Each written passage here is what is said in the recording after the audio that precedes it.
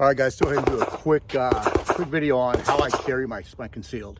Okay, people are built differently, and as you might notice in some of my videos, when I have my concealed on and I'm pulling from it, that it's pointing inwards like that. That's something that can't be helped. Even though that I do have a little bit bigger belly than a lot of people, it's mostly because of my training, believe it or not. So when I pull, right, this is the angle that it's at. I can't help that, okay? And people that have bigger bellies, they can't help it either. That's just where it's at, okay? And frankly, it can't be helped. This is where I carry it. I feel comfortable carrying appendix. Okay, now, I feel comfortable with it because I train a lot. I have the finger discipline, I have the trigger discipline, right, to be aware, even unconsciously, right, if when I pull, this is where I pull from. Whether I'm training or whether I'm just setting it down, that's where I pull from. It's always, my finger is always on the rail when I pull, okay? The other thing is I have a concealed holster that has a trigger guard on it, okay?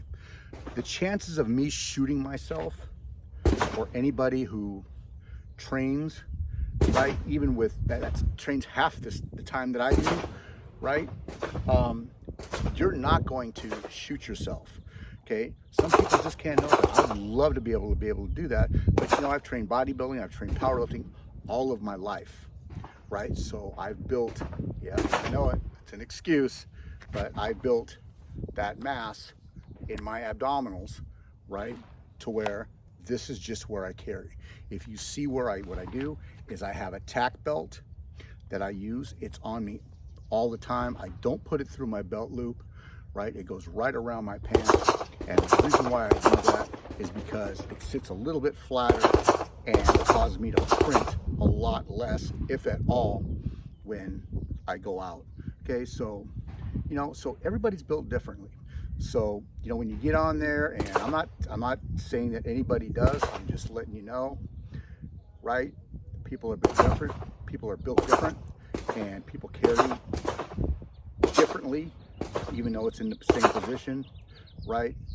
And that's just the way it is. The key is train, have the trigger discipline, have that finger on the rail no matter what, right? When you're pulling out, and use some sort of a reputable holster that has a protective trigger guard on it, and you're not going to have any problems whatsoever. Okay, that's it, man.